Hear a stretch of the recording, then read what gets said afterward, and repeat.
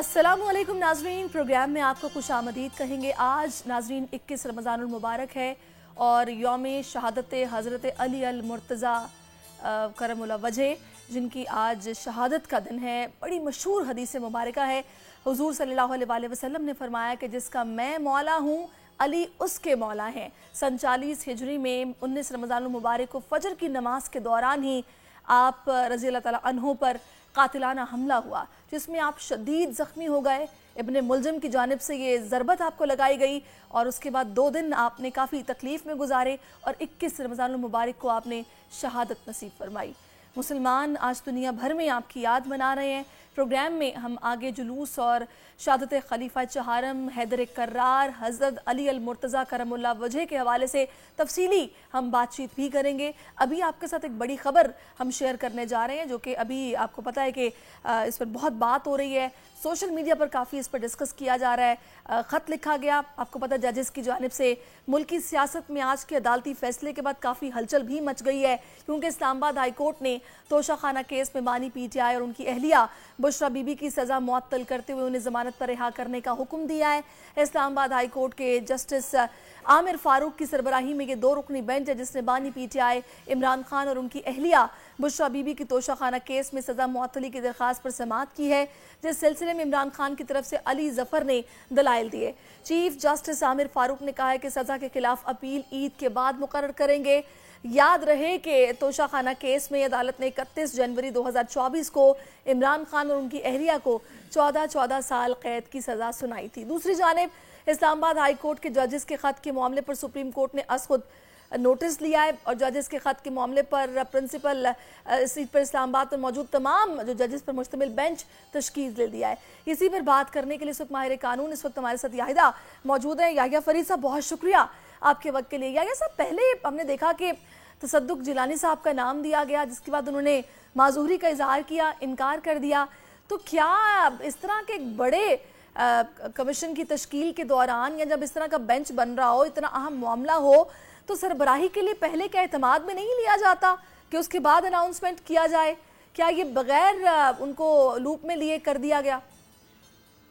देखिए, बिल्कुल आपकी बात बिल्कुल दुरुस्त है, क्योंकि ये जो कमीशन क्रिएट किया गया था, ये भी एक सुप्रीम कोर्ट ऑफ पाकिस्तान और चीफ जस्टिस ऑफ पाकिस्तान और प्राइम मिनिस्टर ऑफ पाकिस्तान की एक कंसेंसस की एक मीटिंग हुई, एक कंसेंसस रीच हुआ, एक 1 मैन इंक्वायरी कमीशन बनाया गया, एक TORs उसके लिस्ट डाउन किए गए और जैसे ही काम शुरू करना था तो जस्टिस तसद्दुक हुसैन जिलानी ने आर्टिकल 209 ऑफ द कॉन्स्टिट्यूशन का हवाला देते हुए अपने आप को रिफ्यूज किया फ्रॉम दिस कमीशन। जबकि आर्टिकल 209 को अगर आप स्ट्रिक्टो सेंस उसको इंटरप्रेट करें तो that is for misconduct of the जजेस। इस तरह के मामलात का सुप्रीम जुडिशल काउंसिल से कोई ताल्लुक नहीं है। लेकिन इम्पोर्टेंट बात इसमें यह है कि जिस तरीके से सारे मामले को PTI ने खास तौर पे पॉलिटिक्स तरीके से किया, जिस तरीके से PTI के वकला तंजीमों ने इस इशू को जो है वो पॉलिटिसाइज किया, उसके बाद यूं लगता है जैसे जस्टिस तसद्दुक हुसैन जिलानी,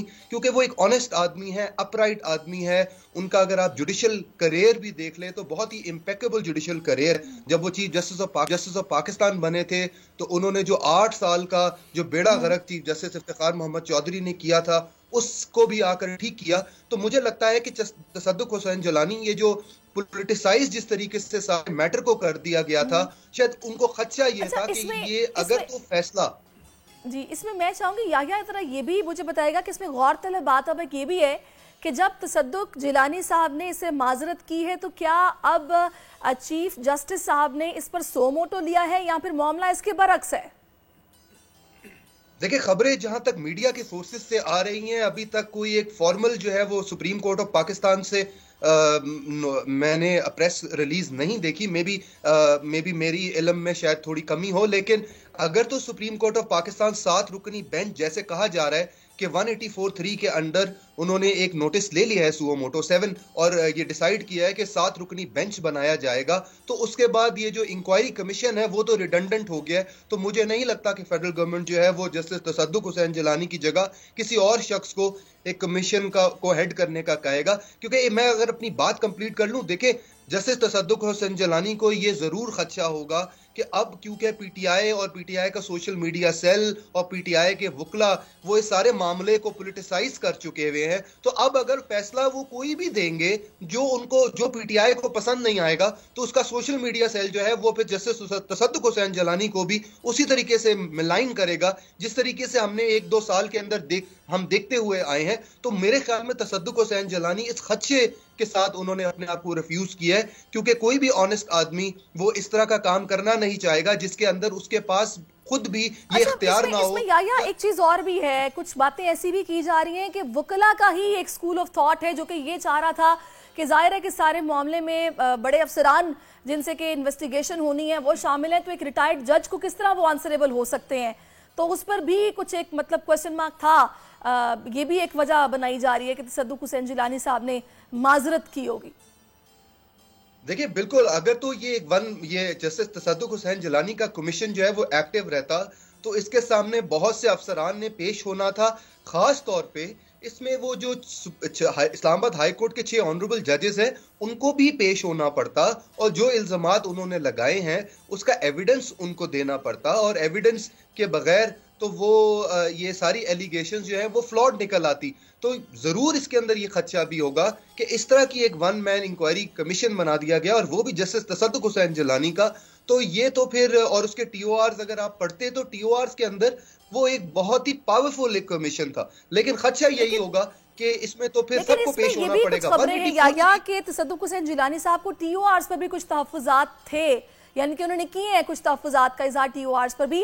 खैर मैं इस पर आपसे मजीद भी बात करती हूँ। मैं चाहूंगी कि थोड़ा सा अगर एहतशामुल हक साहब हमें ज्वाइन कर चुके हैं, सीनियर तज्ज़ियाकार हैं, उनसे भी बात कर लेते हैं, उनका भी ओपिनियन ले लेते हैं। एहतशाम साहब, क्या ये इसमें पहले लूप में लिए बगैर इतने बड़े कमीशन की तश्कील होती है और उसकी सरबराही जिसको दी जा रही है, क्या उनसे बात किए बगैर ही उनका नाम अनाउंस कर दिया गया और फिर उनको माजरत करना पड़ी? तो ये फैक्चुअली बात गलत है। अच्छा। अगर आप देखें कि जब ये इंक्वायरी कमीशन अनाउंस हुआ था, उसके अनाउंस होते ही थोड़ी देर बाद एक खबर चल गई थी कि टी टेलीविजन चैनल ने उनसे बात की थी और उसके जवाब में तसद्दुक जिलानी साहब ने कहा था कि मैं ये जिम्मेदारी कबूल कर ली है, मैंने बड़ा चैलेंजिंग जॉब है और मैं कोशिश करूंगा दयानतदारी के साथ मैं तवक्कुआत पे पूरा उतराऊं और आईन और कानून के मुताबिक काम करूं। इस तरह की बातें की थी। अभी देखिए इस बात को, ये वो बात है कि जो रिकॉर्ड में मौजूद है, ये नहीं है कि मतलब ऐसे ही किसी ने बात कह दी, लिहाजा ये बात तो आप भूल ही जाए ना कि ये कोई सेकंड थॉट है। उन्होंने इसको कबूल किया था, उसके बाद उन्होंने कहा कि जी ठीक है, इस कमीशन को 1 मैन कमीशन था, इंक्वायरी कमीशन एक्ट 2017 के तहत बना था, ठीक है, ये कमीशन जो है ना इसकी सिर्फ सिफारिशात देने की हद तक थी सारे, लेकिन इसमें ये कोई एलिमेंट नहीं था कि किसी ने खिलाफ। उसके बाद देखने सुप्रीम कोर्ट का जो प्रेस रिलीज आया था उसमें उन्होंने इसको सराहा था। सही है, लेकिन एहतशाम साहब फिर तो आप जो बात कर रहे हैं उसके मुताबिक तो फिर एक दूसरी जो खबर गर्दिश की थी, मेरा ख्याल है फिर वो सच खबर है, जाहिर है उसी में हकीकत नजर आती है कि इसमें फिर जो टीओआर्स थे उस पर तहफ्फुज़ात का इजहार किया तसद्दुक साहब ने। उन्होंने कहा कि इनके जरिए तहकीकात नहीं हो सकती है, तो उन्होंने माजरत किया, फिर इनकार किया। देखिए टीओआर पे भी जो है ना, जो बुनियादी तौर पे जो बनाए गए थे, वो जाहिर है जब इस तरह के कमीशन बनते हैं तो हुकूमत बनाती है। 184(3) के तहत जो मोटो नोटिस दिया जाता है प्रैक्टिस एंड प्रोसीजर एक्ट वाला, जिस पे आज उन्होंने सुप्रीम कोर्ट ने नोटिस दिया, चीफ जस्टिस ने और 7 मेंबरी कमीशन बनाया है, तो ये उससे पहले सारी चीजें तय हुई थी और ये सारा कुछ ब्लैक एंड व्हाइट किसी न किसी तरीके से ब्रीफ कर दिया गया था। मेरा नहीं ख्याल कि इस हवाले से वो टोटल लूप में नहीं थे जिलानी साहब, लेकिन जब अटॉर्नी जनरल ने इस पे बात की, जिस तरह से इस पे लॉ मिनिस्टर ने बात की, फिर आप देख लें सुप्रीम कोर्ट ने इसको सराहा, उसको आप सुप्रीम कोर्ट बार ने इसको सराहा, पाकिस्तान बार ने सराहा, फिर केपी के बार ने सराहा, फिर अल्लाह भला करे आपका बलोचिस्तान ने सराहा, फिर जो डिवीजन बेंच है एबटाबाद का और डेरा इस्माइल का, उन्होंने सराहा। अब देखा जाए तो आइन साइड में व्हाट वेंट रॉन्ग, ये कैसे हुआ, क्या इतना मैं अब आपसे बिल्कुल ये जानना चाहूंगी हुकूमत अब क्या करेगी इस मामले पर, जब इन्होंने माजरत कर लिया और जाहिर अब तो चीफ जस्टिस साहब खुद से इसकी सरबराही करने जा रहे हैं। तो मुझे ये बताइएगा, याहिया आप भी मेरे साथ मौजूद हैं, ये जो टीआरस के जरिए उन्होंने कहा है कि जी तहकीकात नहीं हो सकती थी हैं, आपने इसको किस तरह देखा है कि वो टीआरस इस तरह के जाहिर फिर होंगे जो उन्होंने ये तहफ्फुज़ात का इजहार किया है? देखिए पहली बात तो ये है कि जहां तक अब सुप्रीम कोर्ट ऑफ पाकिस्तान ने सुओ मोटो अब इसके ऊपर नोटिस ले लिया है और 7 रुकनी बेंच बनाने का फैसला किया है, तो उसके बाद तो फिर गवर्नमेंट ऑफ पाकिस्तान की तरफ से कोई भी एक इंक्वायरी कमीशन बनाया जाएगा तो वो अब एक रिडंडेंट हो जाएगा।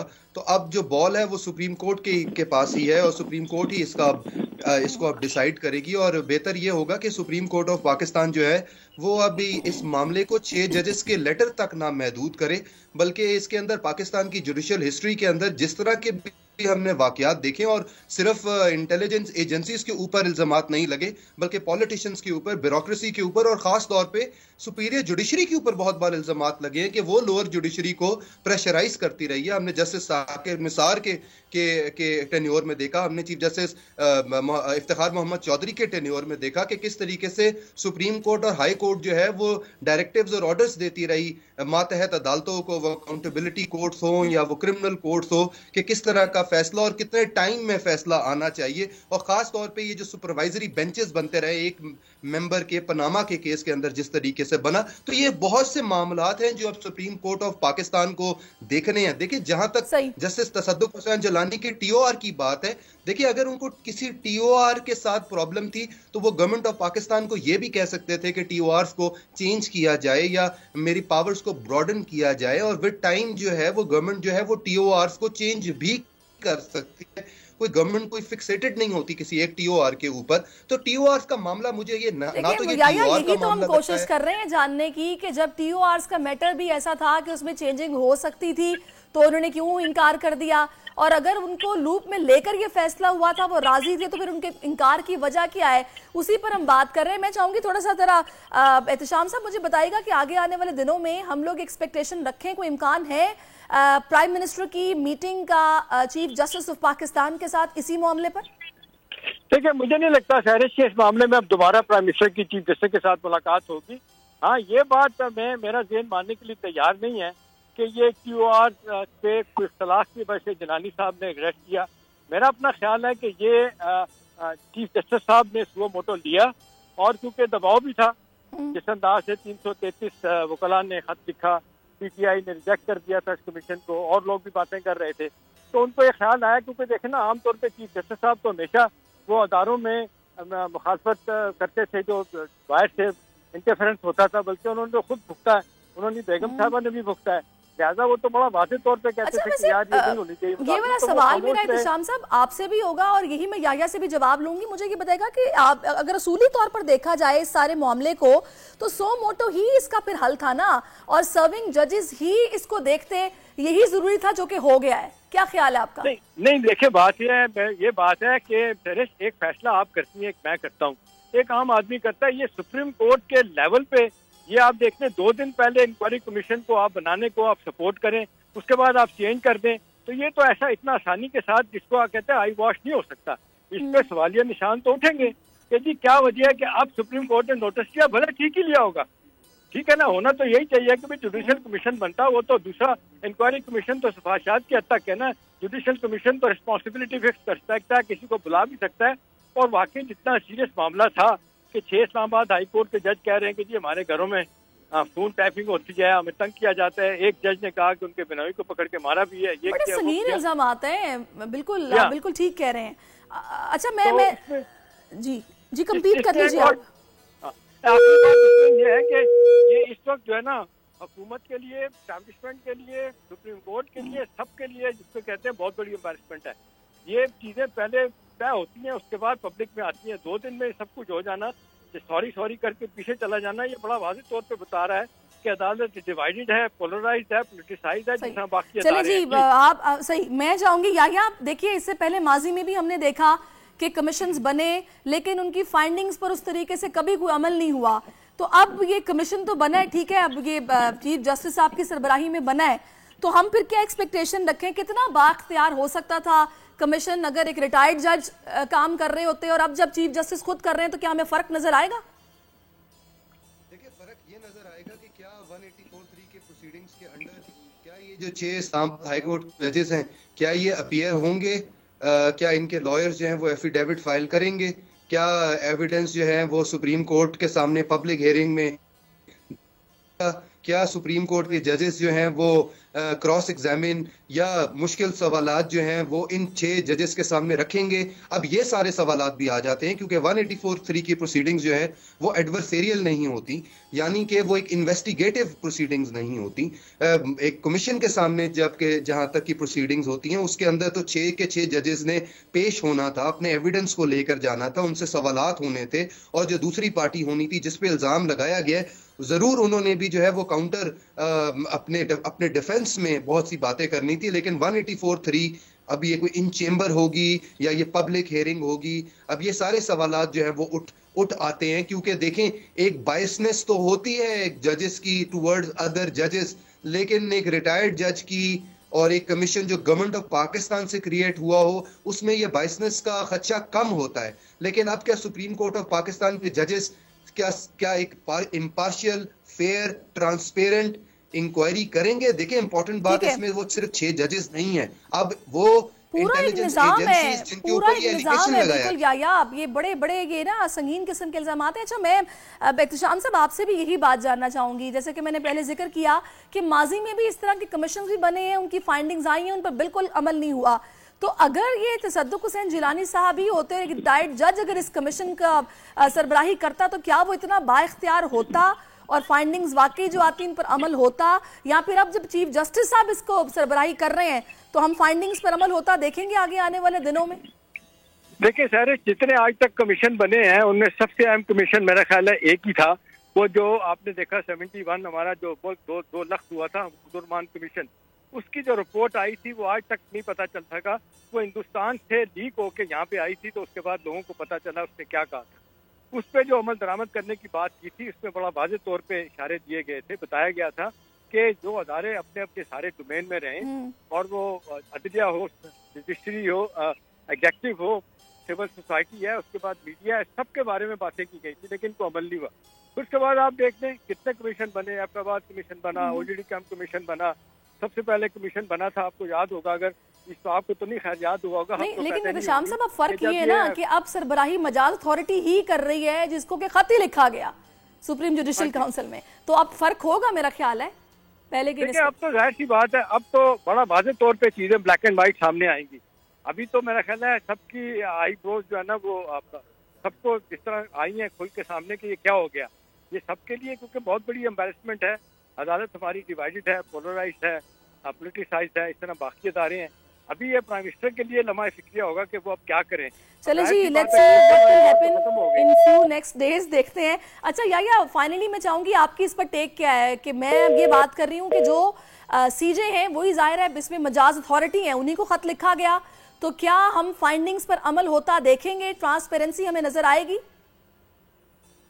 देखिए अगर तो फाइंडिंग्स जो है वो सिर्फ इन 6 जजेस तक महदूद रहती है तो वो फिर से जैसे एहतशाम साहब भी कह रहे हैं कि ऑलरेडी हमारी अदालत जो है वो पूरी डिवाइडेड है, सिस्टम डिवाइडेड है, हमारा निज़ाम डिवाइडेड है, तो अमल दरामद जो है वो सिर्फ इस सूरत में आएगी जब इस मसले को का कोर इशू रिजॉल्व नहीं किया जाता। और कोर इशू ये 6 जजेस का लेटर नहीं है, हमने पास्ट में इससे बदतरीन जुडिशल इंटरफेरेंस देखी है, वो सिर्फ इंटेलिजेंस एजेंसी से नहीं आती, वो दीगर अदारों से भी आती हैं, बल्कि अपने घर से भी प्रेशराइज होते हैं जजेस, जैसे हमने पिछले चीफ जस्टिस ऑफ पाकिस्तान के टेन्योर में देखा, या वो आप देखें तो चीफ जस्टिस साकिब निसार के ऊपर इल्जाम लगाए गए कि वो जो नीचे के मातहत जजेस होते हैं उनके ऊपर भी इंटरफेरेंस की जाती है। तो ये मामला जो है वो इससे ज्यादा बड़ा मामला है, ये 6 जजेस तक महदूद ना तो रहना चाहिए, और अगर तो इन 6 जजेस तक ही महदूद रहेगा तो आप इस मसले को जड़ से उखेड़ के बाहर नहीं फेंक सकते। जो कोर इशू है, कोर इशू ये है कि आपने जुडिशियल इंडिपेंडेंस क्रिएट करनी है, जुडिशरी को बाकी इदारों से बिल्कुल जो है वो इंडिपेंडेंट बनाना है। आपका पॉइंट आ गया, अब देखते हैं इस सूरत हाल में क्या अब आगे चीजें किस तरह बढ़ती हैं आगे। बहुत शुक्रिया आपका याया, आप हमारे साथ मौजूद रहे। एहतशाम साहब का भी मैं शुक्रिया अदा करूंगी। प्रोग्राम में भी ब्रेक शामिल करते हैं, ब्रेक के बाद वापस आती हूँ। कीप वॉचिंग अस।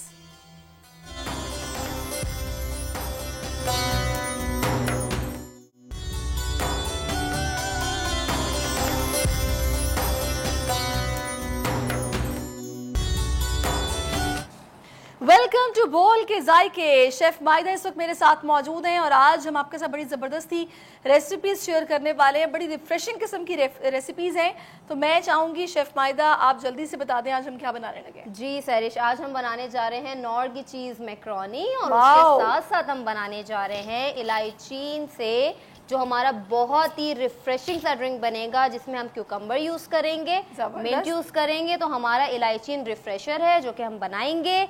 सबसे पहले हम स्टार्ट लेते हैं हमारी मैक्रोनी से जो कि नॉर से बनेंगी।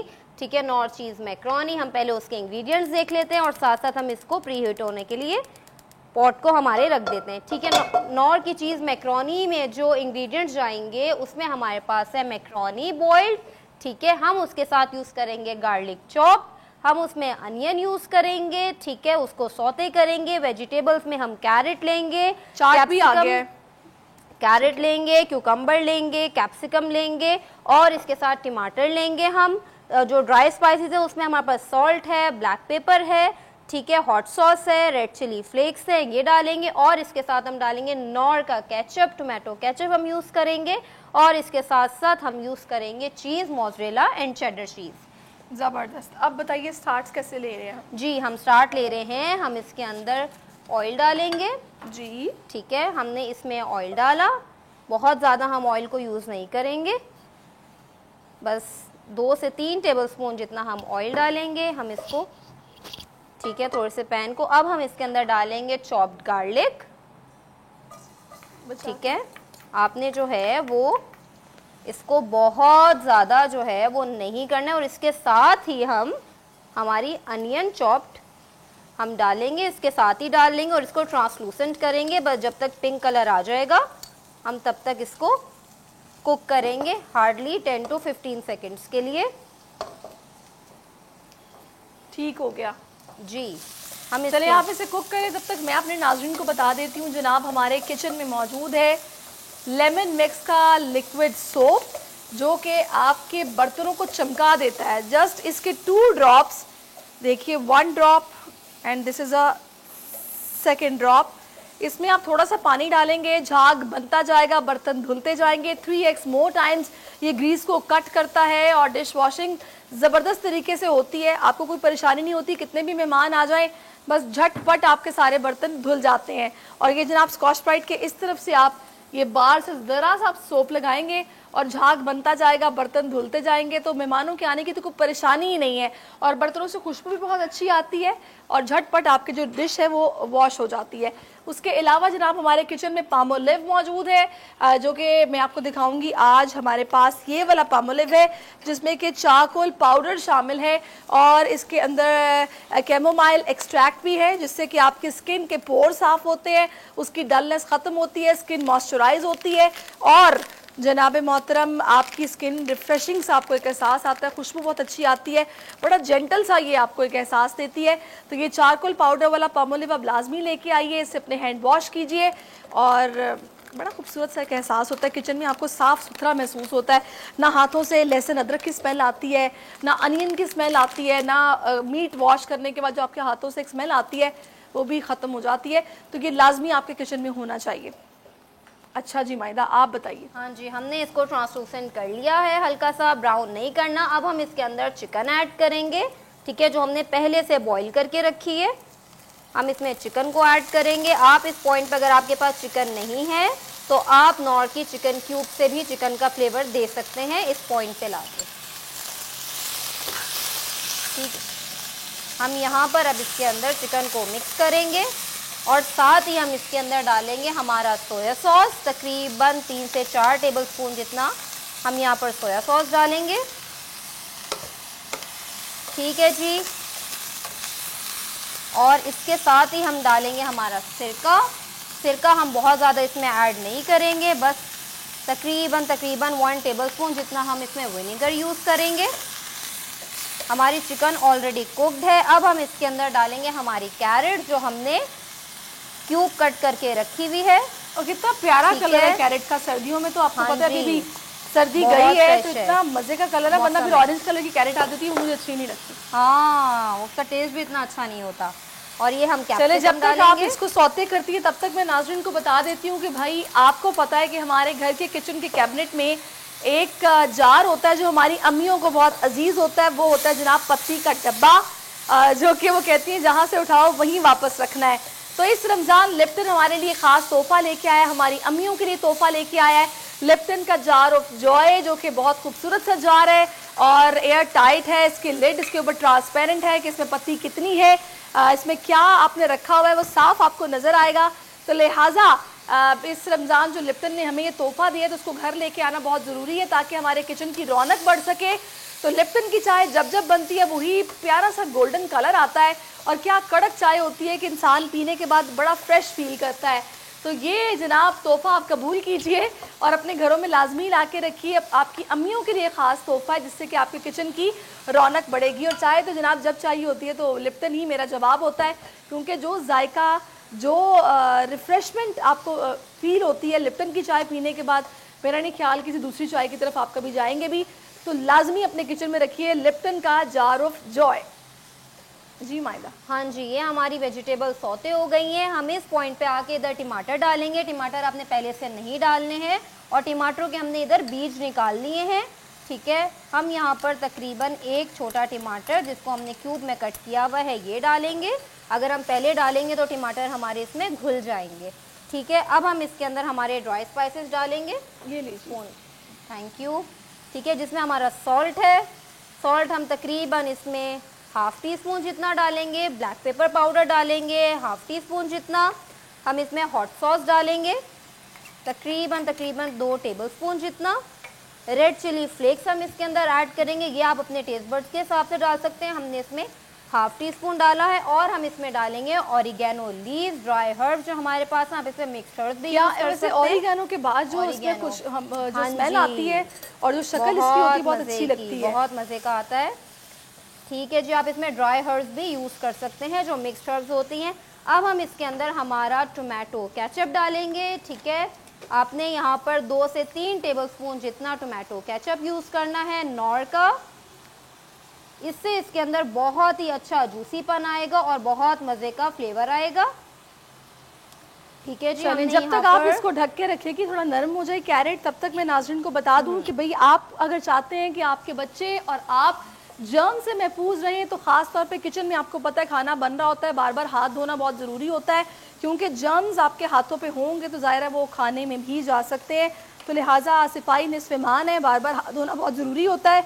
तो इस रमज़ान आप लाइफबॉय का लिक्विड सोप अपने किचन में रखिए और जस्ट 1 ड्रॉप आप डालेंगे ऐसे, और आप इससे अपने हाथों को वॉश करेंगे और विद इन 10 सेकेंड्स आपको जनाब जर्म से मिलेगी 100% प्रोटेक्शन। तो ये लाजमी अपने किचन में लेके आइए, रखिए और इस रमज़ान अपनी खुशियों को महफूज बनाइए।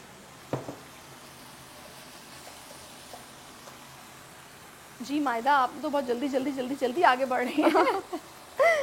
ये अब हमने इसके अंदर बॉइल्ड मैक्रोनी जो हमने पहले से बॉईल करके रखी हुई थी, हमने इसके अंदर नमक भी डाल के रखा था। बॉईल करने के बाद आपने इसके अंदर ऑयल लगा के रखना है ताकि ये आपस में चिपके ना। ठीक है जी, ये हमने इसमें मैक्रोनीज डाल दी हैं। हम इसको मिक्स करेंगे। चलें जी, ज़बरदस्त। हमारी हर चीज़ कुक्ड है, हम इसको मिक्स करेंगे। इसके बाद हम इसके अंदर चेडर एंड मोज़रेला चीज़ डाल के इसको ढक के रख देंगे। फिर हम अपनी दूसरी रेसिपी की तरफ आएंगे। ये हमारी, ये देखें जी कितनी कलरफुल सी हमारी मैक्रोनी है। आप इस पॉइंट पे आके इसको निकाल के इसको बेकिंग ट्रे में डाल के आप इसको बेक भी कर सकते हैं, ऊपर से चीज़ डाल के। हम इसके अंदर चेडर चीज़ यूज़ करेंगे, आप श्रेडेड भी यूज़ कर सकते हैं। हम इसमें चीज़ स्लाइस डाल रहे हैं। ठीक है, हम इसके अंदर चेडर चीज़ डालेंगे और इसके साथ साथ हम इसके अंदर मोज़रेला चीज़ भी, और ये स्लाइसेस भी ज़ाहिर है वो फिर इसमें मेल्ट हो जाते हैं, तो मेल्ट हो जाएंगे। ये सारी चीज़ जो इसके अंदर है ये मेल्ट हो जाएगी। ठीक है, हम इसके अंदर अब मोज़रेला चीज़ डालेंगे तकरीबन 1 कप जितनी, आपकी मर्ज़ी है आपको जितनी पसंद है आप इसके अंदर। वैसे तो ये जितनी इसकी स्टीम है ये क्योंकि गर्म है अभी पक रही है, तो ये वैसे ही इसके अंदर सब कुछ मेल्ट हो जाएगा। ठीक है, हमने इसको इसके अंदर ढक्कन ढक के रख देना है ताकि ये मेल्ट हो जाए अच्छे से। तब तक हम अपनी दूसरी रेसिपी की तरफ आ जाएंगे। हम इसकी फ्लेम को बिल्कुल स्लो कर देंगे, जबरदस्त। ये मेल्ट हो जाए अच्छे से। चलें, और हम इसमें हल्का सा जो है वो स्प्लैश ऑफ वाटर डालेंगे, बहुत हल्का सा। बेहतरीन। ये जी हमारी मैक्रोनीज नॉर की रेडी है। अब हम अपनी दूसरी रेसिपी की तरफ आ रहे हैं, जो कि है इलायचीन क्यूकम्बर रिफ्रेशर, ठीक है, जिसमें हम जो है वो पानी डालेंगे। बहुत ही आसान रेसिपी है और बहुत ही रिफ्रेशिंग रेसिपी है, ठीक है। ये हमने इसके अंदर 2 कप जितना पानी डाला। अब हम इसके अंदर जो चीज़ ऐड करेंगे वो हमारे क्यूकम्बर स्लाइसेस हैं, हम इसके अंदर ये ऐड करेंगे। ज़बरदस्त। और क्यूकम्बर से बनी हुई ड्रिंक तो रिफ्रेशिंग ही होगी। हाँ जी, क्यूकम्बर वैसे खाने में इतना रिफ्रेशिंग लगता है और आपकी स्किन के लिए भी बहुत अच्छा है ये, ठीक है। ये आपने इसके अंदर मिंट लीव्स डाले। सही। अब आप इसके अंदर डालेंगे ये 2 टेबलस्पून जितना लेमन जूस। हम इसके अंदर डालेंगे ब्लैक सॉल्ट थोड़ा सा। बेहतरीन। ठीक है। और अब हम इसके अंदर डालेंगे इलायचीन, जामेशीर करशी का इलायचीन हम इसके अंदर ऐड करेंगे, ठीक है। 2 टेबलस्पून जितना। हमने इसके अंदर कोई शुगर ऐड नहीं करनी, कुछ भी ऐड नहीं करना। हम इसके अंदर इसके फ्लेवर को बहुत ही मज़े का देगा ये। हम तकरीबन 2 टेबलस्पून जितना इसमें चलें जी, आपको एक ना रेसिपी मिल गई है ड्रिंक के हवाले से भी कि खाली शरबत बनाने से बेहतर है कि आप कुछ उसमें ना इनोवेशन लेके आएँ और आप इस तरह के ड्रिंक्स रेडी करें जो कि पीने में बहुत मज़े के लगेंगे। अब हम इसको बस ब्लेंड कर देंगे, ठीक है, इसको हम सर्व करेंगे।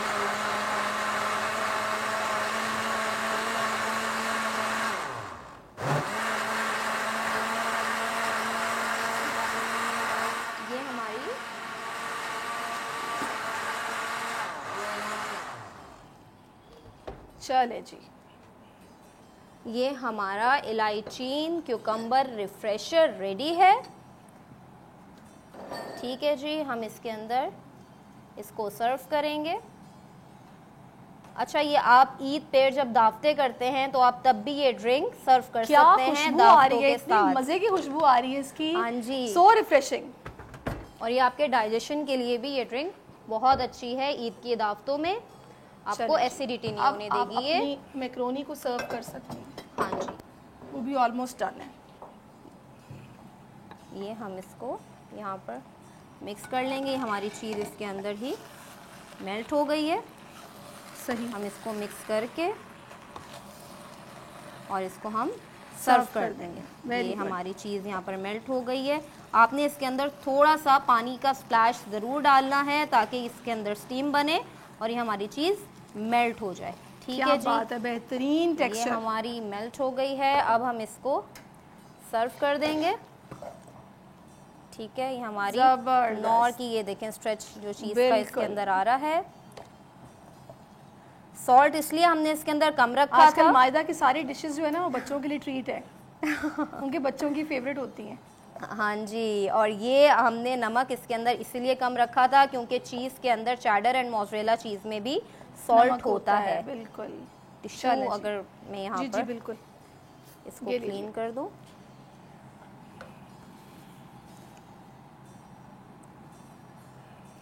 चलें जी, ये हमारी दोनों रेसिपीज़ रेडी हैं और मैं चाहूँगी कि आप कैमरामैन दिखा दें नाजरीन को और ये इसके ऊपर से आप गार्निशिंग करेंगे इसकी। Very nice. हाँ जी, ये हमारी दोनों रेसिपीज़ रेडी हैं।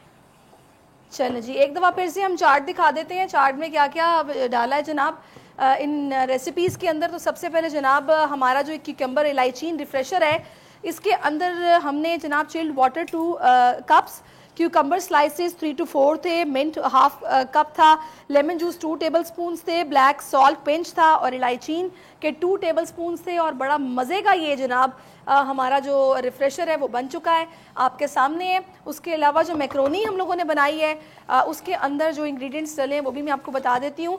इसके अंदर कुकिंग ऑयल 3 to 4 टेबलस्पून है, garlic 1 tablespoon, chopped onion half cup है, चिकन 1 कप है, सॉल्ट 1 टेबलस्पून है, कैरेट हाफ कप है, कैप्सिकम 1 कप है, black pepper 1 table spoon, hot sauce तकरीबन 1.5 चमचा, जो विनेगर है वो 1 spoon, chilli flakes 1 table spoon, tomato 2 table spoon, macaroni 2 cups, ketchup 2 cups और ऑरिगानो लीव्स 1/4 टेबल स्पून हमने इसमें डाला है। और उसमें जनाब हम लोगों ने ये बड़ी मज़े की जो है ना अपनी रेसिपी रेडी कर ली है। वैसे मुझे बताइएगा मायदा, हाँ जी, घर में कितनी बनती है आपके? ये बहुत ज़्यादा मैक्रोनी और पास्ता की जितनी डिशेज़ हैं वो हमारे बहुत ज़्यादा बनती हैं। और जब नॉर्थ की चीज़ें हमारे पास मौजूद होती हैं ना तो एक्स्ट्रा सॉसेस की किसी चीज़ की ज़रूरत ही नहीं होती। बस फटाफट जिंजर गार्लिक किया, केचप डाला, जो चीज़ भी घर में वेजिटेबल रखी हुई है डाली, चिकन ना भी हो तो कोई मसला नहीं है, नॉर की क्यूब डाली और हमारी पास्ता की हर रेसिपी बात है, ज़बरदस्त। के नोर ने ज़िंदगी इतनी आसान बना दी है, ना चिकन लाने की झंझट, ना चिकन को धोने का झंझट। बस ये नोर का क्यूब आपके पास हो तो आपकी झटपट चिकन के जायके वाली बेहतरीन सी डिश रेडी हो जाती है। तो होप सो आपने इन तमाम रेसिपीज़ को नोट किया होगा और आप ट्राई भी करते होंगे। अपना फीडबैक देना मत भूलिएगा और इंशाल्लाह हम आपके इस फीडबैक को कंसिडर भी करेंगे। कोई फरमाइश आपकी है तो शेफ़ मायदा से आप कर सकते हैं, यकीनन वो आपको बना के दिखाएंगी और आप डिफरेंट रेसिपीज़ को ट्राई भी करेंगे, घर वाले तारीफ़ करेंगे आपकी। तो आज की दोनों रेसिपीज़ आपके सामने हैं। मुझे और शेफ़ मायदा को बोल के जायके से इजाज़त दीजिए, वापस चलते हैं स्टूडियोज़।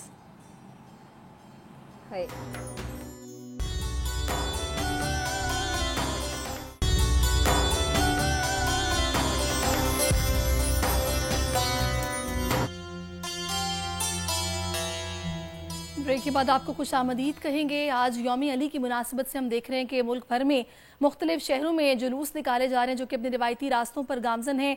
आज़ादार जो हैं वो इस वक्त रंग महल चौक में नमाज ज़ोहरैन उन्होंने अदा की, जिसके बाद जुलूस के सिक्योरिटी के इंतजाम काफ़ी सख्त किए गए हैं और वो अपनी मंजिल की जानिब रवा दवा हैं। इस वक्त अफजाल अब्बासी हमारे साथ हैं, उनसे जानते हैं कि जुलूस अभी किस जगह पर मौजूद है। जी अफजाल। जी बिल्कुल, मौलाए कायनात हज़रत अली रज़ी अल्लाह तआला अन्हु का यौम शहादत इंतहाई अक़ीदत व एहतराम के साथ मनाया जा रहा है। लाहौर में मुबारक हवेली से बरामद होने वाला मरकज़ी जुलूस जो है वो अपने मुकर्ररा रास्तों पर रवान दवा है। अज़ादारों ने नमाज ज़ोहरैन जो है वो रंग महल चौक में अदा की और उसके बाद जो है ये जुलूस जो है वो अपने मुकर्ररा रास्तों पर रवान दवा है और ये जुलूस करबला गामे शाह पहुँच कर इख्तिताम पजीर होगा। जुलूस की सिक्योरिटी की बात की जाए तो इंतहाई सख्त सिक्योरिटी के इंतजाम किए गए हैं। 16,000 के करीब अफसरान और जवान जो हैं वो छोटे बड़े 200 के करीब जुलूसों पर तैनात हैं और जुलूस के जो दाखिली रास्ते हैं उन पर सिक्योरिटी के सख्त इंतजाम हैं। इंतहाई सख्त चेकिंग के बाद अज़ादारों को जो है वो जुलूस में शामिल होने की इजाज़त दी जा रही है और सिक्योरिटी के इंतजाम हैं, जिसके बाद जुलूस में शिरकत की जा रही है। बहुत शुक्रिया अफजाल, आपने लाहौर की सूरत हाल बताई। अभी कराची का रुख करेंगे जहाँ पर यौम शहादत हज़रत अली का मरकज़ी जुलूस सख्त सिक्योरिटी हिसार में अपने रिवायती रास्तों पर रमा दवा हैं और इसी हवाले से मजीद हम बात कर लेते हैं। सब बोल न्यूज़ के नुमाइंदे अब्दुल हसीब हमारे साथ हैं। हसीब, बताइएगा अभी जुलूस कहाँ पहुँचा है? जी बिल्कुल, यौम शहादत हज़रत अली करमल्लाहु वजहू की का मरकज़ी जुलूस जो है वो इस वक्त नमाज ज़ोहरैन के अदायगी के बाद अपने रिवायती रास्तों पर रवा दवा है। ज़ाहिर तौर पर जो है वो निशा मजलिस हुई थी, जिसके बाद ये जुलूस जो है वो बरामद हुआ है और अब रिवायती रास्तों से होता हुआ इस सदर रीगल चौक, तिब्बत सेंटर और एमिजनर से होता हुआ बोल्टन मार्केट और वहाँ से हुसैनी ईरानी माँ बारगाह पहुँच कर इख्तिताम पजीर होगा। इस वक्त भी अगर बात करें तो शहरियों की एक बहुत बड़ी तादाद है जो कि ना सिर्फ इस जुलूस में मौजूद है बल्कि लोग जो है वो अभी भी जो मुख्तलिफ दाखिली मुकामात है वहाँ से जो है वो जामा तलाशी के बाद अंदर दल हो रहे हैं और जुलूस में शिरकत कर रहे हैं। इंतहाई सख्त सिक्योरिटी इंतजाम हैं। बूतराब स्काउट्स की सरबराही में जुलूस जो है वो अपनी रिवायती रास्तों से होता हुआ आगे बढ़ रहा है, जहाँ पर अतराफ़ की जो गुजरगाहों की जो अतराफ़ की गलियाँ हैं उनको रुकावटें लगाकर बंद किया गया है। माहिर निशानाबाज भी तैनात हैं, पुलिस रेंजर्स की भारी नफरी भी तैनात है। तो इस वक्त भरपूर सिक्योरिटी इंतजाम हैं और इसी इंतजाम के तहत जो है वो मरकज़ी जुलूस जो है वो अब आगे बढ़ चुका है और अब जो है वो बताया जा रहा है कि सदर और एम्पर मार्केट से होता हुआ जब तकरीबन मगरिब के वक्त तक ये हुसैनिया ईरानियन इमाम बारगाह पहुँच कर इख्तिताम पर। बहुत नसीब आपने हमें यहाँ की सूरत हाल से आगाह किया है। और नाजरीन, वो अजीम हस्ती, वो अजीम शख्सियत जिनके बारे में अगर बात की जाए तो हदीस की भी कमी नहीं है, जिनके बारे में आक़ाए दो जहां रहमतुल्लिल आलमीन हज़रत मोहम्मद मुस्तफ़ा सल्लल्लाहु अलैहि वसल्लम ने फरमाया कि दुनिया और आखिरत में अली मेरे भाई हैं, मैं अली से हूँ, अली मुझसे हैं, जिसका मैं मौला उसका अली मौला। मोमिनों के सरदार हैं, मोमिनों के अमीर, मुसलमानों के सरदार हैं मौलाए कायनात हज़रत अली अलैहिस्सलाम, और जिनके बारे में कहा जाता है कि अली कुरान के साथ हैं, कुरान अली के साथ है, हक हमेशा अली के साथ है, अली हमेशा हक के साथ हैं, और जन्नत और दोज़ख को तकसीम करने वाले अली हैं, और इस्तग़फ़ार का दरवाज़ा अली हैं, जो इसमें दाखिल होगा वही मोमिन होगा। और इसके अलावा बहुत सारी ऐसी हदीस है कि इनकी इबादत जो है ना, जिक्र करना भी इबादत है और जितनी की जाए वो कम है। और इस ख़ास दिन के मौके पर गुफ्तगू करने के लिए फ़ज़ाइल तो अपनी जगह पर हैं, लेकिन जो उनकी शख्सियत है, जो उनसे अक़ीदत है, मोहब्बत है, उसके इजहार के लिए इस वक्त जो मेरे साथ इस नशिस्त में मौजूद हैं अल्लामा मुफ्ती ज़ाहिद असलम रिजवी साहब, जो कि इस्लामिक स्कॉलर भी हैं, उनको मैं खुश आमदीद कहूँगी। बहुत शुक्रिया अल्लामा साहब आपके वक्त के लिए। अल्लामा साहब, जैसा कि मैंने भी जिक्र किया कि फ़ज़ाइल तो इतने हैं कि जितने बयान किए जाएँ वो हमारे लिए बाइस खुशी हैं और हमारे लिए इबादत हैं वो। तो अब मैं चाहूँगी कि ये जो अल्फाज जिनका अभी मैंने इस्तेमाल भी किया कि जो अहादीस हैं कि उनकी कमी नहीं है, हुज़ूर अकरम ने जिस तरह उनको खुद से निस्बत दी है, जिस तरह उन्होंने खुद ये अर्ज़ भी किया, फरमाया भी कि मूसा को हारून से जैसे निस्बत है वैसे अली को मुझसे निस्बत है।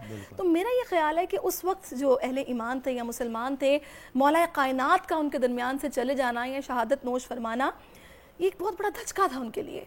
जाहिर है ये कैसा खला है जो कभी पुर नहीं हो सकता, और तारीख़ इस्लामी में इंसानी में कोई ऐसी शख्सियत नहीं मिलती जिसके पास इल्म का इतना ज़ख़ीरा हो।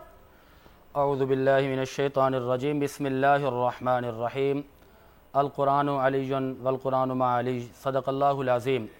देखिए कि हज़रत अली रज़ियल्लाहु तआला अन्हु का ज़िक्र करना भी एक इबादत है। किताब का नाम है मुस्नद फ़िरदौस, इसकी जिल्द 1 सफ़ा 299, हदीस नंबर है 1351। लिखा गया कि ज़िक्र अलीजिन इबादतुन, के हज़रत अली का ज़िक्र करना इबादत है। फिर फरमाया ज़िक्र अलीजिन ताकुलुज़ुनूबा कमा ताकुलुन नारुल ख़शबा, कि अली का ज़िक्र करने से इस तरह गुनाह धुल जाते हैं जिस तरह के आग लकड़ी को खा जाती है। तो मैं इब्तिदा पहल में मैं ये बताऊँगा कि हज़रत अली रज़ियल्लाहु ताला अन्हो आप 13 रजब मुरज्जब को इस कायनात में जलवागर होते हैं, और इस पर उलमा इकराम और तारीख़दान ने बातें लिखी हैं। किताब का नाम है मिरातुल मनाजी, इसकी जिल्द 8 सफ़ा 412, और उसदुल गाबा फ़ी मारिफ़ती साहबा, इसकी जिल्द 4 सफ़ा नंबर 100 और 128, और इसके अलावा तारीख़ुल खुलफ़ा, इसके सफ़ा 132, और खुलफ़ाए राशिदीन सफ़ा 313 पे लिखा गया कि आप जब इस कायनात में आए तो आपकी वालिदा मायदा ने अपनी पसंद का नाम रखा, वालिद ने अपनी पसंद का नाम रखा, यानी एक शख्सियत ने आपका नाम रखा है हैदर अपने वालिद के नाम पर, और आपके वालिद गिरामी ने आपका नाम रखा अली। अब अगर हम अरब की ज़ुबान को पढ़ें समझे तो अली का मतलब होता है बुलंदियों वाला, अली का मतलब होता है रिफ़त वाला। अब मैंने यहाँ पर यह बताना है कि कितनी बुलंदी, कितना मकाम, कितनी रिफ़त, जिसको मेरे आका ने अपनी अहादीस के अंदर वजाहत के साथ बयान फरमा दिया है। रसूलुल्लाह की हदीस पाक है, सवाल किया गया कि आका क़यामत के दिन आप कहाँ पर होंगे, तो मेरे नबी ने जवाब दिया कि मैं हौज़े कौसर पर खड़ा हूँगा। अब रावी कहते हैं कि मैंने पूछा कि या रसूलल्लाह उस हौज़े कौसर पर सबसे पहले कौन आएंगे, तो मेरे नबी ने जवाब दिया, फरमाए कि हौज़े कौसर पर सबसे पहले मैं खड़ा हूँगा और मेरे पास आएंगे अहले बैत अतहार।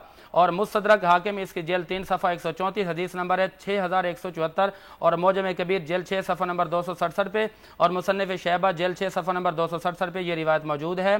और मजमुअ ज़वाइद किताब का नाम है, इसकी जेल्द नंबर 9 सफ़ा 102, और इमाम हसन शैबानी ने अपनी शैबानी किताब इसकी जेल्द 1 सफ़ा 149 पे लिखा कि रसूलुल्लाह वहाँ पर शाहाना अंदाज में जलवागर होंगे तो आपके साथ वहाँ पर अहले बैत अतहार आएंगे। अब हज़रत अली इस हदीस के रावी हैं, आप फरमाते हैं कि मैं करीम आका की बारगाह में था और मैंने ये पूछ लिया कि या रसूलुल्लाह ये तो हौज़े कौसर तक का मकाम है, आप ये बताएं कि जन्नत में सबसे पहले कौन जाएगा। अब ये बड़ी अजमत वाली बात है। मेरे नबी अलैहिस्सलातु वस्सलाम ने जवाब दिया कि ए अली आना अली व फातिमा वल हसना वल हुसैना, फरमाया कि सबसे पहले मैं जाऊंगा, फिर अली जाएंगे, फिर जनाब फातिमा ज़हरा खतून जन्नत जाएंगी, और फिर फरमाया हसन हुसैन जाएंगे। अब इमाम अली मकाम अर्ज़ करते हैं कि या रसूल अल्लाह कुल तो या रसूल अल्लाह फमुहिबूना, हमसे मोहब्बत करने वाले कहाँ जाएंगे, तो मेरे नबी ने जवाब दिया कि ए अली मिन वराइकुम, जहाँ से पंजतन पाक का जन्नत में दाखिला होगा इनके पीछे इनसे मोहब्बत करने वाले लोग भी जाएंगे। और एक और रिवायत मिलती है जो कि इंटरनेशनल हवाले के साथ है, किताब का नाम है तिरमिज़ी शरीफ, इसकी जल्द नंबर 5 सफ़ा नंबर 641, हदीस नंबर है 3733, ये इंटरनेशनल हवाला है।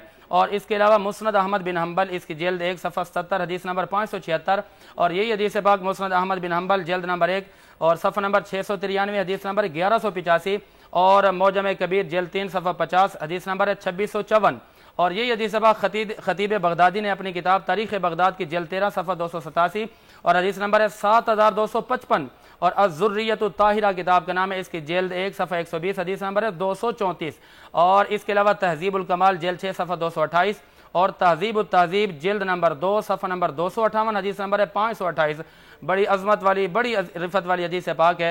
हज़रत अली रिवायत करते फरमाते मैं वहाँ पर मौजूद था, मेरे आका ने फ़अख़ज़ बियदी हसन व हुसैन, आपने हसन हुसैन दोनों का हाथ पकड़ा। आप फरमाते जब हाथ पकड़ा ना तो मेरे नबी ने फरमाया कि जो बंदा मुझसे मोहब्बत करता है, हब्बनी, जो मुझसे मोहब्बत करे और वह हब्बा हाज़ैनी, इन दोनों से भी प्यार करे।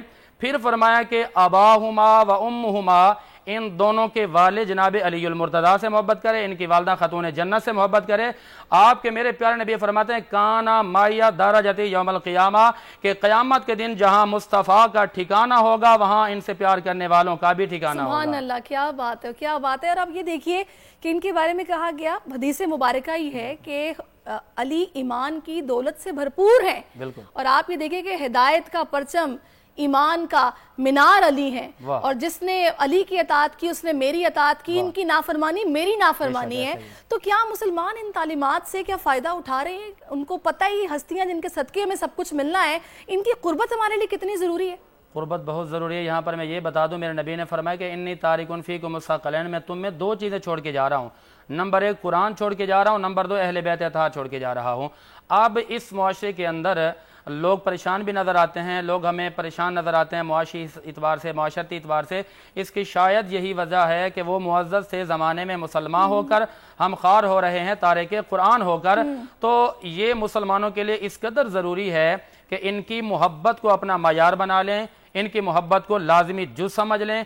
जब इनकी मोहब्बत को लाजमी बना लेंगे तो यकीन जानिए दुनिया में भी कामयाबी है और आखिरत में भी कामयाबी है। आपके मेरे प्यारे आका ने तो यहाँ तक फरमाया कि भाई जिसका मैं मौला हूं ना उसका अली मौला है, जिसका मैं मददगार हूं उसका अली मददगार है। और फरमाते हैं कि मैं इल्म का शहर हूं तो अली उसका दरवाजा, मैं हिकमत का घर हूं तो अली उसका दरवाजा। तो इसका मतलब क्या है? इसका मतलब यह है कि जो बंदा इस हिकमत के घर के अंदर दाखिल होना चाहता है, फरमाया अराद अल बाबा, जो चाहता है कि इस दरवाजे से दाखिल हो उसके लिए जरूरी है कि अली से प्यार करे। बेशक बेशक। मैं चाहूंगी इलामा साहब इस पे थोड़ी सी आप रोशनी डालिएगा, क्योंकि जगह जगह ये जिक्र किया गया, जैसे मैंने पहले कहा कि इस्तग़फ़ार का दरवाजा अली है, जो इसमें दाखिल होगा वो मोमिन होगा। फिर उन्होंने ये भी कहा, फरमाया कि मोमिनों के मेरे बाद सरपरस्त अली हैं। बिल्कुल ऐसा तो ही है। अब इसमें जो मोमिन की पहचान है, एक तो सबसे बड़ी पहचान ही है कि पहले बात से मोहब्बत करने वाला होगा।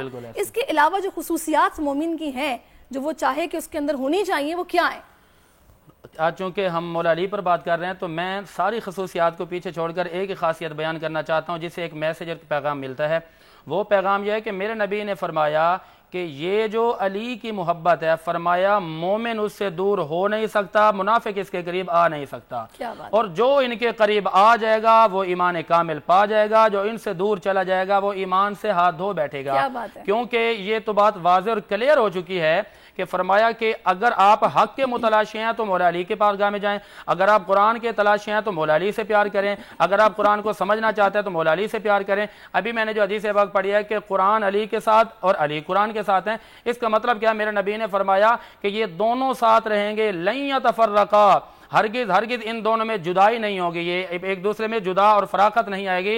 हत्ता यरुद्दा अल हौज, यहाँ तक कि मैं हौज़े कौसर पर खड़ा होऊंगा, अली भी तशरीफ लाएंगे और अली के साथ कुरान भी तशरीफ लाएंगे। ये रिवायत जो है मुस्तदरक हाकिम जेल 3 सफ़ा 123 और हदीस नंबर है 4685, और इस मुस्तदरक हाकिम जेल नंबर 3 सफ़ा नंबर 134 हदीस नंबर है 4628 4624। और यही हदीस पाक मौजम औसत जल्द 5 सफ़ा 135 हदीस नंबर है 4880। और मौजम सगीर का अगर रुख करें तो इसकी जेल नंबर 2 सफ़ा नंबर 28 हदीस नंबर है 720। और यही हदीस पाक मजमू ज़वाइद जेल्द 9 सफ़ा 134 पर मौजूद है। आपके मेरे प्यारे आका ने फरमाया कि ये कुरान के साथ रहेंगे, कुरान इनके साथ रहेगा। अब रिजल्ट और नतीजा ये मौसूल होता है कि कुरान को पढ़ने वालों के लिए ज़रूरी है कि कुरान को पढ़कर मौला अली की मोहब्बत को अपने ऊपर लाजिम कर लें। जिस तरह उनकी ज़िंदगी गुजरी है उसी तरह उनकी ज़िंदगी के मुताबिक अपनी ज़िंदगी का मायार बना लें, खुदा भी राज़ी हो जाएगा, मुस्तफ़ा भी आपसे राज़ी हो जाएगा। सुभान अल्लाह, बड़ी प्यारी आपने बात की है। अच्छा, इसमें तो देखिए एक वाकया भी है जिसमें एक महफिल थी थी जिसमें बैठे हुए थे, बीबी आयशा भी थी और हज़रत अबू बकर सिद्दीक भी वहाँ पर मौजूद थे और मौला कायनात भी थे। तो बीबी ने पूछा अपने वालिद से कि क्या वजह है कि आप हज़रत अली की जो है चेहरा मुबारक उसको देखते ही जा रहे हैं। तो जिसमें उन्होंने कहा कि अली का चेहरा देखना जो है ये भी इबादत है। और जाहिर है कहा गया हमें कि आप ऐसी महफिलें सजाओ कि जिसमें अली का जिक्र हो, अली की बार बार बात की जाए। और सबसे पहले नमाज पढ़ने वाले अली थे, हजरत मोहम्मद मुस्तफ़ा सल्लल्लाहु अलैहि वसल्लम के साथ, और उनकी तस्दीक करने वाले भी पहले अली थे। जितनी जंगें अपने दौर में, हमारे हुजूर अकरम के दौर में जिस तरह उन्होंने जीती, पेश थे वो, मैं चाहूंगी कुछ उनकी शुजात पर आप थोड़ी सी बात करें, उनकी बहादुरी पर बात करें। अगर हम ग़ज़वा खैबर की तरफ जाते हैं ना, तो वो बदर का मकाम हो, खैबर का मकाम हो, हुनैन का मकाम हो, खंदक का मकाम हो या फतेह मक्का हो, हर दौर में, हर जंग में ये मेरे करीम आका के साथ रहे हैं। और जहाँ पर आपने बात की सिद्दीक़ अकबर रज़ियल्लाहु ताला अन्हु की, तो अम्मा आयशा पूछते हैं कि हुजूर आप इनको देखते रहते हैं, तो आपने ये जवाब दिया, फरमाया कि जंगों के अंदर जब करीम आका उन गज़वात के अंदर मौजूद होते थे तो फरमाया कि मुस्तफ़ा करीम का ये अंदाज़ होता कि वो मौला अली को देखते रहते। और पूछा गया आका आप अली को देखते क्यों हैं? आपने फरमाया मैं अली को देखता हूँ, मुझे सुकून मिलता है। आपने फरमाया कि मैं अली को इसलिए देख रहा हूँ कि मेरे मुस्तफ़ा करीम इनको देखते थे। और फिर यहाँ पर जब हुजूर के तमाम असहाब की बात आई है तो हम सलाम मोहब्बत पेश करते हैं सिद्दीक़ अकबर की सदाकत को, उमर फ़ारूक की अदालत को, उस्मान गनी की सखावत को, मौला अली की शुजाअत को। ये जंग खैबर का मकाम है। किताब का नाम है रियाज़ उन नज़रा, जल्द सफ़ा नंबर 272, और मुस्लिम के अंदर किताबुल जिहाद के अंदर, बुखारी के अंदर ये बात मौजूद है कि मेरे नबी ने फरमाया कि भाई कल मैं एक ऐसे शख्स को ये झंडा अता फरमाऊंगा कि जिससे अल्लाह और उसका रसूल भी प्यार फरमाएंगे और वो भी अल्लाह रसूल से प्यार फरमाएंगे।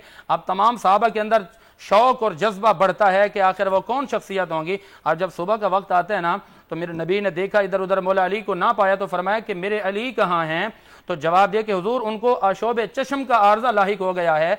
अब उनको जब बुलाया गया, हुजूर ने फरमाया कि ए अली, मैं आपको ये अलम देता हूं। अर्ज करते हैं कि हुजूर मेरी आंखों में तकलीफ है। अब रिवायत ये कहती है कि मेरे करीम आका ने फरमाया कि अली परेशानी की बात नहीं है। मेरे आका ने अपने दहन मुबारक से वो लुआब निकाला और आपकी आंखों पे लगाया। और पूछने वाले ने पूछा कि ए अली ये बतलाएं कि जब मुस्तफ़ा करीम आका का लुआब दहन लगा तो फिर भी आंखों में कोई तकलीफ महसूस की? कहते हैं खुदा की कसम जब लुआब दहन लगा ना तो मेरी आंखें पहले से भी अच्छी हो गई। और फिर यही बात किसने पूछी कि अली जरा ये बताए आपके पास इल्म इतना, हिकमत इतनी, शुजाअत इतनी, बहादुरी इतनी, ये कहां से आया?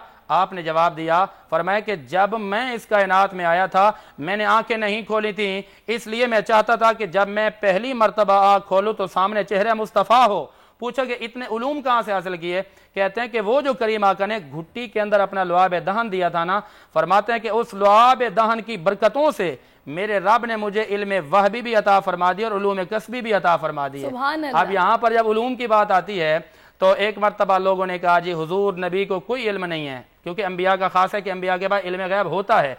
लोगों ने इनकार कर दिया जी इल्म गैब नहीं है। अब वफ़ी अनफुसिकुम कुरान के 26वें पारे की आयत है, इस पर कलाम किया तफसीर रूहुल बयान जल्द 2 सफ़ा नंबर 102 पे लिखा गया कि हजरत अली जोश में आ गए, आप मिंबर पे बैठ गए, आपने फरमाया तुम तो मेरे करीम आका के इल्म को नहीं मानते हो, आज आओ अली शेर खुदा से तुम जो पूछोगे मैं वो बताऊंगा। अब एक बंदा आता है आकर कहता है ये बताइए जिब्रील अमीन कहाँ है? आपने आगे पीछे दाएं बाएं देखकर फिर सामने देखा और मुस्कुराया। आपने फरमाया अली तुम ही तो खड़े हो। फिर पूछा गया आप ये बताए कि क्या कभी रब का दीदार हुआ? आपने फरमाया अली जब सजदा करता है उस वक्त तक सर उठाते नहीं है जब तक खुदा का दीदार ना हो जाए। और यहाँ पर आपकी इस प्रोग्राम की वसातत से एक बड़ा ही अजीम मैसेज है, मैं चाहता हूँ कि वह दे दूँ कि मुसलमानों पर तो लाज़िम है प्यार करें। यहाँ पर मैं ये भी बता दूं कि गैर मुस्लिम भी इनसे प्यार करते हैं। बेशक बेशक। एक शख्स ऐसा रिसर्चर जिसने किताब लिखना चाहिए जमीन से आसमान के दरमियान में फासला। अब इसके पास एक मुसलमान बंदा काम करता था, पूछा सरकार आजकल बड़े खोए खोए रहते हैं, तो उन्होंने जवाब दिया जी मैं किताब लिख रहा हूँ जमीन से आसमान के दरमियान में फासला, तो मैं जरा इस पर रिसर्च कर रहा हूँ। तो उस बंदे ने जवाब दे दिया कि आप ऐसा करें कि आप जरा मौला अली के खुतबात पढ़ें। वो कहता है हु इज़ अली, मैं क्या जानूं कि अली क्या है, कि मैं तो मुसलमान ही नहीं हूं। फरमाया कि नाजुल बलागा पढ़ कर तो देखें। अब वो बंदा, ये अकीदत की बात है, हो सकता है किसी को अच्छी लगे या ना लगे, लेकिन मोहब्बत की बात है, ये बात मौजूद है। वो बंदा नहजुल बलागा उठाता है, खुतबात पढ़ता है, पढ़ने के बाद किताब को मुकम्मल करने के बाद अब आखिर में वो क्या लिखता है?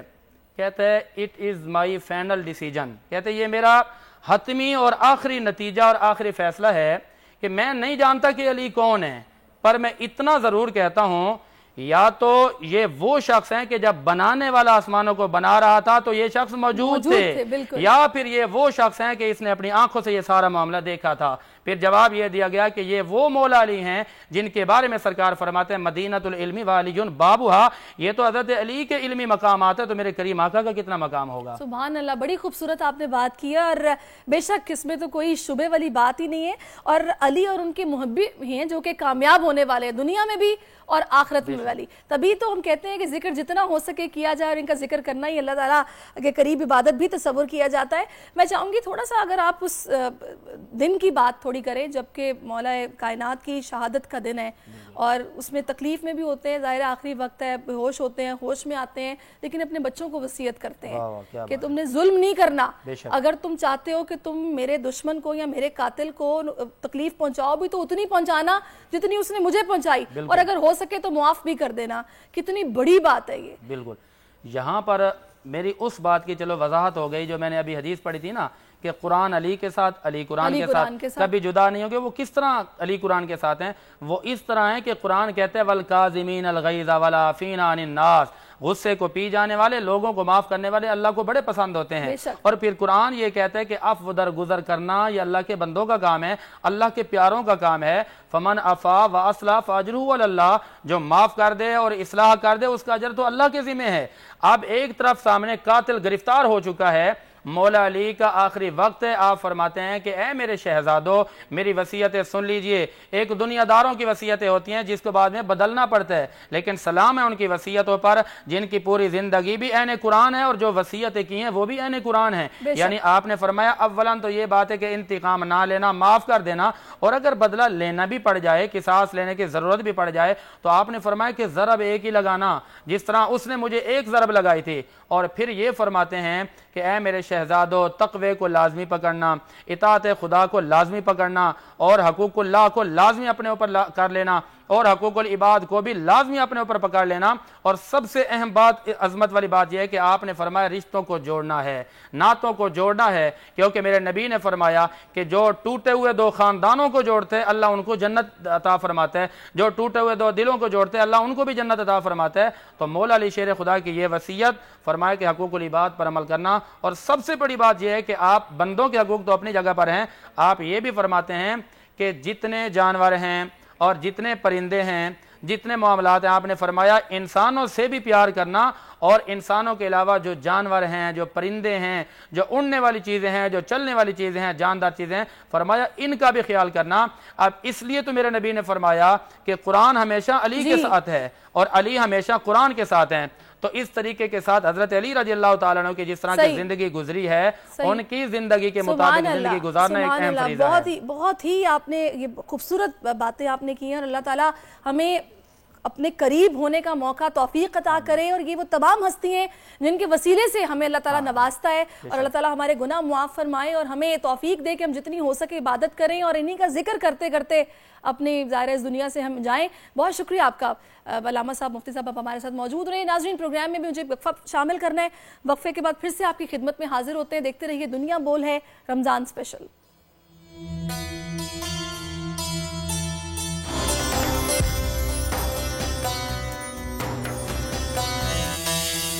बाद आपको एक बार फिर से खुशामदीद करेंगे। कुछ हेल्थ एंड फिटनेस की बात करें तो रमज़ान जहां जिस्मानी कुर्बानी और रूहानी तौबा का महीना है, वहीं माहिरीन सेहत के मुताबिक इस माह के दौरान जिस्म में पानी की कमी, नींद में खलल और नाक़िस ग़िज़ा आपके जिस्म और जल्द को मुतासर कर सकती है। तो इस वक्त डॉक्टर बिलाल शम्स मेरे साथ मौजूद हैं, उनसे हम जानेंगे कि इस माह रमज़ान में हमें किस तरह अपनी जल्द का, अपनी सेहत का ख्याल रखना है। अस्सलाम वालेकुम डॉक्टर साहब। वालेकुम अस्सलाम सरिश। डॉक्टर बिलाल, मुझे बताइएगा कि रमज़ान का महीना ज़ाहिर है पूरा दिन हमें भूखा प्यासा रहना होता है, पानी नहीं पीना होता। समटाइम कुछ लोग अफ्तार के बाद ज़्यादा पानी नहीं पी पाते और उनकी स्किन जो है वो इफेक्ट होना शुरू हो जाती है। क्या उनको रूटीन केयर जो है वो रखना है और किस तरह पानी का टेक बढ़ाना है? जी सरिश, रमज़ान के दौरान जैसे आपने पहले भी जिक्र किया कि थोड़ी बहुत डिहाइड्रेशन का जो है ना वो एक फैक्टर होता है, हम पानी कम पीते हैं। तो उसके लिए दो बातें बहुत इंपॉर्टेंट है। एक तो सिस्टमिक एब्जॉर्प्शन पानी का, जो अफ्तारी और सहरी के दरमियान पानी का इस्तेमाल है वो बराबर रखें, नॉर्मल रखें, 10 से 12 ग्लास ऑन एवरेज। और दूसरी बात ये कि स्किन के ऊपर भी वाटर जो है ना हम हाइड्रेशन जो है ना उसका इस तरह वो कर सकते हैं कि जो बैरियर है स्किन का उसको इंटैक्ट रखना है और मॉइस्चराइजिंग का ख्याल रखना है। कुछ स्किन केयर रूटीन के कुछ स्टेप्स होते हैं उनको फॉलो करना है। क्लींजिंग है, उसमें जिल्द को साफ रखना, हाइड्रेशन यानी उसकी जो वाटर कंटेंट है उसको मेंटेन रखना, ड्राइनेस से बचाना। इसके अलावा कुछ ऐसी चीजें हैं जिसमें रेटिनॉल है, नियासिनामाइड है, लोग अक्सर इन चीजों का पूछते हैं और एक्सफोलिएशन का पूछते हैं कि डॉक्टर साहब स्किन को रीजनरेट कैसे करें। तो इस पे सैरिश मेरे ख्याल से थोड़ा detail discussion required care routine पे। सही। अच्छा डॉक्टर साहब मुझे ये बताएगा कि आम तौर पर आपको पता है कि अब मौसम भी कुछ चेंज हो रहा है, हम लोग सर्दी से गर्मी की तरफ जा रहे हैं। इसमें मैंने देखा है बहुत सारे लोगों की हाथों की जो स्किन है, ये जो आपके नेल्स के ऊपर का पार्ट है वो जगह छोड़ देती है, वहां से बाज लोगों की तो ब्लीडिंग होने लगती है। बिल्कुल। और दूसरा बहुत ज्यादा ड्राइनेस भी हाथों पे नजर आ रही है, जिस तरह का स्किन चेंज हो रहा हो। इसके पीछे क्या वजूहात हैं और इसको किस तरह हम क्योर कर सकते हैं?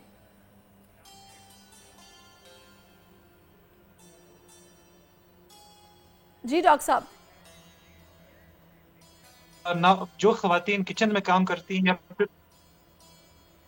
जी सैरिश, एक तो ड्राइनेस बहुत बड़ी वजह है, एक्जिमा वगैरह।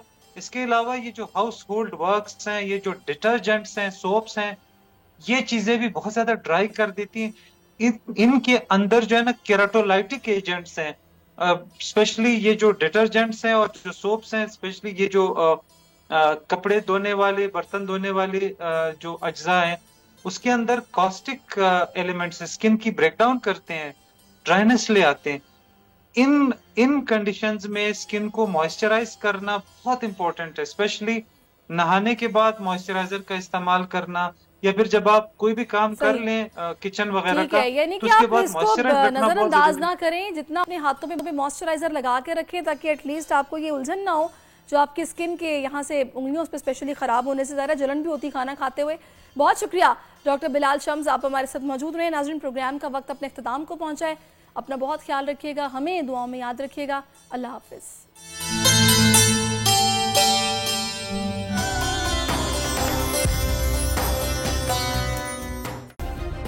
सब्सक्राइब करें और बेल दबाएं ताकि कोई खबर रह न जाए।